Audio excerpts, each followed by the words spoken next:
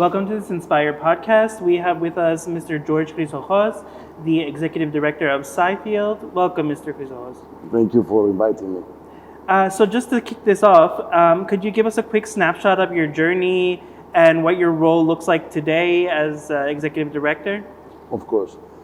So I graduated from the English school in Nicosia back in 2010. Then I joined the army. I was an officer cadet for the military police.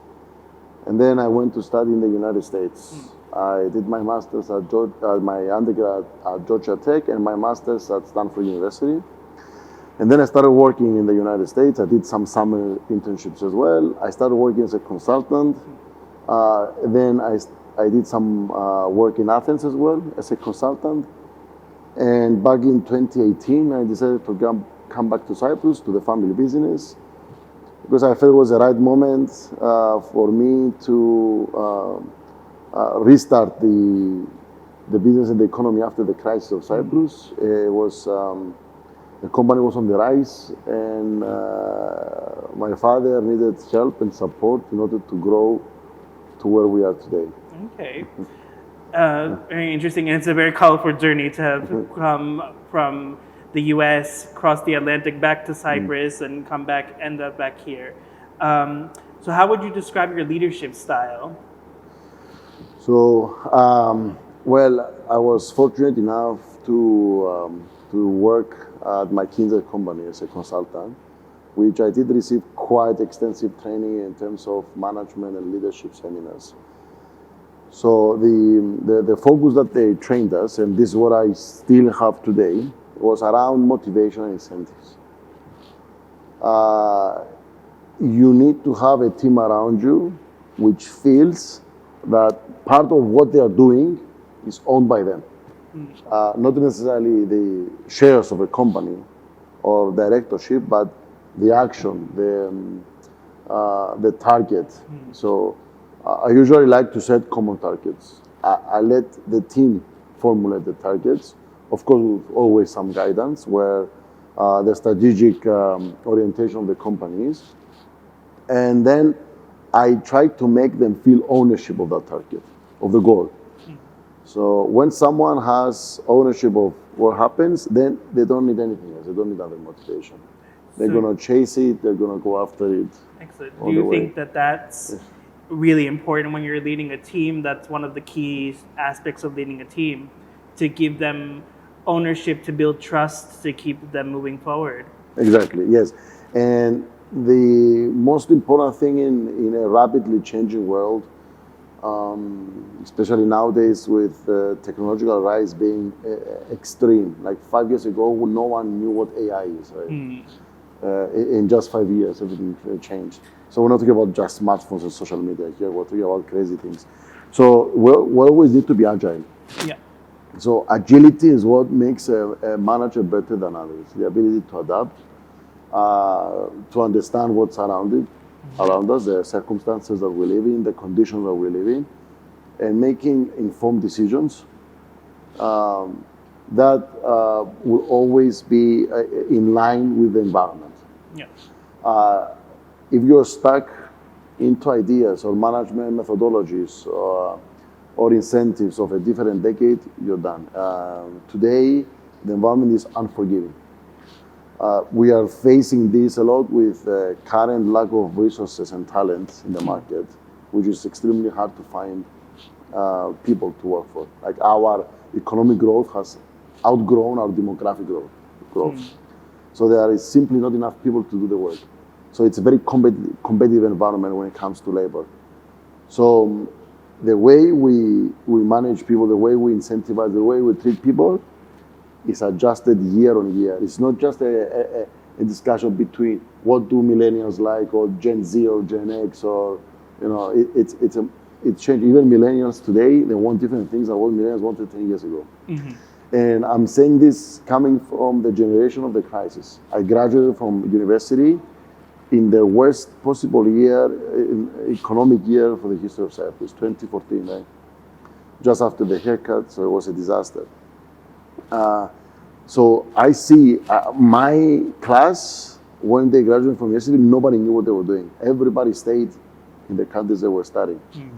So it was a matter of survival. They were more loyal. When they found a job, they will appreciate that more. Now, instead of appreciating the boss of the company, they want to feel appreciated. It's the other way around. So we are trying to incentivize our people to make them feel special, to make them feel owners, as I was saying earlier, in order to push forward. That's where we are today. It's definitely changing, and especially in Cyprus, it's changed a lot over the past decade. I mean, I've come to Cyprus in 2015, so I've seen it grow from, in a decade. I've seen huge strides. And so you did touch, though, on some of the challenges that the crisis brought. But what would you say are some of the biggest challenges you faced? Is that one of the biggest ones? Are there other ones that you face? Yeah, so as I said, the external conditions in the environment, right? When I feel very comfortable handling things that is in my power, in my command, things I can handle. What gets me really annoyed or frustrated or anxious is the things I cannot control. And that's our surroundings and the environment we work on. A fish grows as much as the fish tank is, right? They cannot outgrow the fish tank. So sometimes I feel that this fish tank is pushing towards me. As we grow, instead of me feeling coming out, I feel the environment coming into me to collapse. So, and we are facing some difficulties. I can imagine, we'll give you a real life example from our company. The biggest investment that our company has ever done is the power plant of 260 megawatt, a gas-fired power plant to participate in the newly liberalized electricity market. That power plant was designed to operate on natural gas that was supposed to be here 6 years ago. We did everything perfectly. And sometimes, yes, you do everything perfectly, and that's still not enough. Because as simple as it is, they did not manage to bring natural gas.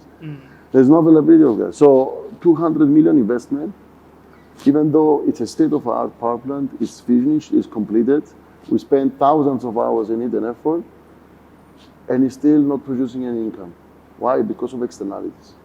So this is the biggest challenge that we face. Bureaucracy, administration, incompetence in public offices, the inabilities of governments and politicians, and not only to support the business world of Cyprus. Unfortunately, Cyprus is growing not because of the competence of the administration, but because of the business people working thousands and putting so much effort in it, and foreign investors. So this environment is what scares me. And of course, another factor when it comes to environment, what I was saying earlier, the lack of resources. Nowadays, people, they want more experiences, they want to taste more things, they want to see more things. So they are eager to change jobs. People are changing jobs all the time. And the difficulty in finding replacements sometimes also makes a finite space around our growth and development. So in general, yes, whatever I cannot control is what makes me feel uncomfortable. External factors are usually they're quite challenging to deal with, especially in the private sector in Cyprus, as is known. But just to bring it to the flip side on the positive stuff, what would you say you're most proud of, as executive director at Cyfield? What's one of those crowning achievements for you? Listen, even though an easy answer would be what's the biggest thing we have achieved so far, which is, as I said before, the power plant. Of course, we have changed the environment of real estate development by building the first high-rise building in Cyprus and so many other high-rise buildings, major infrastructure projects. But what I'm proudest of is not what's the biggest achievement we've done, but it's something specific given the background. When I first came to Cyprus, 1 week after I landed in Cyprus, with no experience in managing a company, as I said, I was working as a consultant, as a management consultant, but you're still a consultant. You're not the one taking the risk or the decisions. So I came back, and a week into my arrival, the president of the country, Mr. Nikos Anastasiadis, invites us to the presidential palace to discuss the football stadium of Limassol. When the project was awarded and signed, before we even started, it was discovered that there were insufficient drawings, not enough studies. It was a complete mess, so many mistakes everywhere. And the COA, which was Yeah. the owner, the employer of the project, was thinking to cancel the project, as simple as that. So the president calls us to the office and says, listen, we promised to the people of Limassol a new football stadium. We're going to do it. And we negotiated for hours, the contractor, us, the employer, our new employer, which was the public works, it was the legal, general attorney, it was the general auditor, the legal department, and the general, the procurement, public procurement office. And of course, the Minister of Works and the government spokesperson. And we discussed and we negotiated for hours how we're going to get out of this mess and finish the stadium. So I had to go for some reason. My father couldn't participate in that project. So coming a week off, I am in a table of heavyweights with the president himself, discussing on how we are going to support to make this a reality. And we did it. The football stadium is there. It's excellent. It's operational. Yeah, sometimes diving in is really just getting sort of being thrown into it is thrown to the sharks. It's a lesson in itself, but it's sometimes it's very important. And just to wrap up and maybe to bring it to that, what would you say to younger generations? What a piece of advice would you give them to sort of getting into business, getting into their starting their career paths? Well, they need to find what they love, what they care for. I say, when you care for something, you learn it. You're trained into it. You are built into it. So you succeed. It's not about the money. It's not about the lifestyle. If you do what you love, you can work 12 hours a day and you don't mind. If you make a lot of money but you hate your job, you're going to be miserable. So always find what you love and try to monetize it. I mean, I hear a lot of people, some people will tell me, yeah, what about if I like art and then I'm just painting without it? No, find a way to monetize what you love. So, and I love creation. I love seeing the actual things, like being able to touch what we do. So construction is an ideal sector for me, and I love it, and that's why that keeps me going. Sometimes it has its ups and downs, but being able to produce something that is visible is what I'm passionate for. Yeah. So find your passion. That passion is important. I think even being thrown into the sharks, as you said, would be, if you're passionate about it, you'll be ready to face it. Exactly. I really want to thank you for your time. It was an excellent discussion. Thank you. No, thank you. Thank you.